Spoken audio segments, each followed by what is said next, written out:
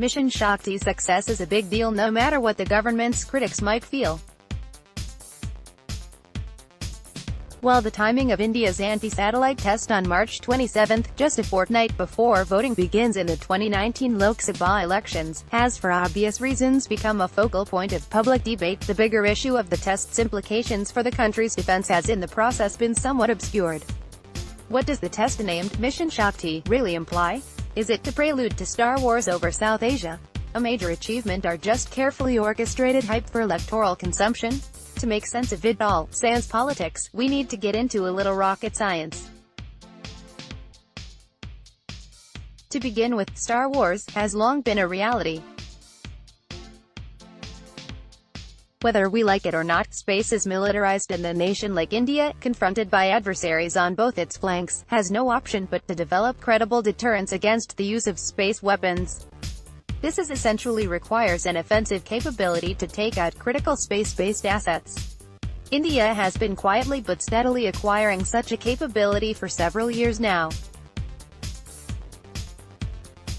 There are two related aspects of the military use of space, the first has to do with ballistic missiles and the second with satellites.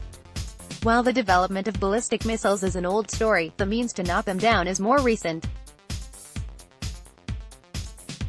Most countries with missile capabilities, including the United States, Russia, China, Israel and India, have been developing anti-ballistic capabilities for some years now. The ASAT program is a spin-off from the much larger anti-ballistic missile (ABM) program. The missile used in this case was similar to those used in our ongoing ballistic missile defense program, except that it was of much longer range.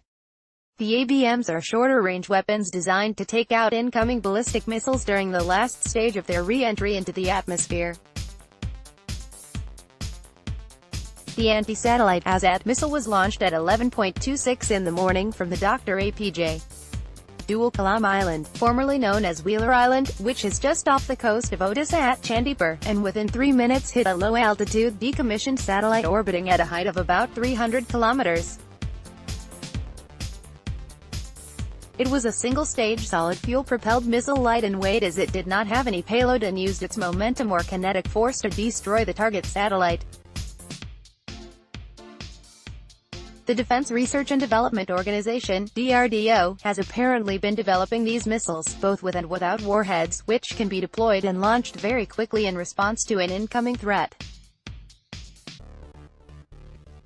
More complex than the missile itself is the associated radar target acquisition, tracking and missile guidance systems required to steer the ASAT or ABM towards a target.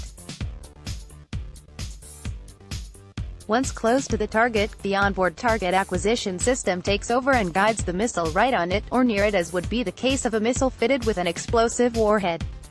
Mission Shakti's success is a big deal no matter what the government's critics might feel. It suggests India can do serious damage to an adversary's space assets. More important, perhaps, the test demonstrates New Delhi's determination to press on with the development of key military technologies for the defense of its aerospace. Recess deterrences practiced in the past by successive Indian governments lacked credibility and was ultimately shelved by the Atal Bihari Vajpayee government that conducted full-blown nuclear weapons tests in 1998. Then, as now, it was clear that military capability of any sort needs to be demonstrated and not kept under wraps. This is why nations have military parades, military exercises and weapons testing that are advertised to deter potential enemies. Whether India had the capability or potential to destroy satellites in the past is immaterial, as it was not credible. Former Prime Minister Manmohan Singh, never a great proponent of the military, is said to have denied any public testing of the country's anti-satellite capabilities. The March 27 test, in contrast, laid to rest any speculation about Indian capabilities, although the foreign media has always managed to dredge up some expert or the other to belittle the achievement. Having said this, have we, as our Prime Minister said, really become a space superpower? The clear answer is not yet. Most military satellites used for mapping and sensing operate in the low orbit range, that is between 160 kilometers and 2,000 kilometers above the Earth.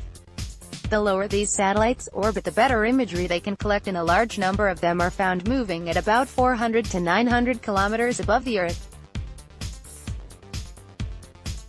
India now can hit most satellites flying up to an altitude of 1,000 kilometers, according to DRDO scientists.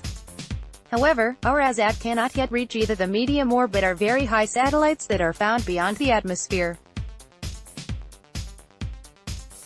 Medium Earth satellites such as those responsible for GPS systems orbit at an altitude of about 22,000 kilometers, while geostationary satellites, most suited for telecommunications, meteorology and so on, operate well outside the atmosphere at altitudes of 36,000 kilometers.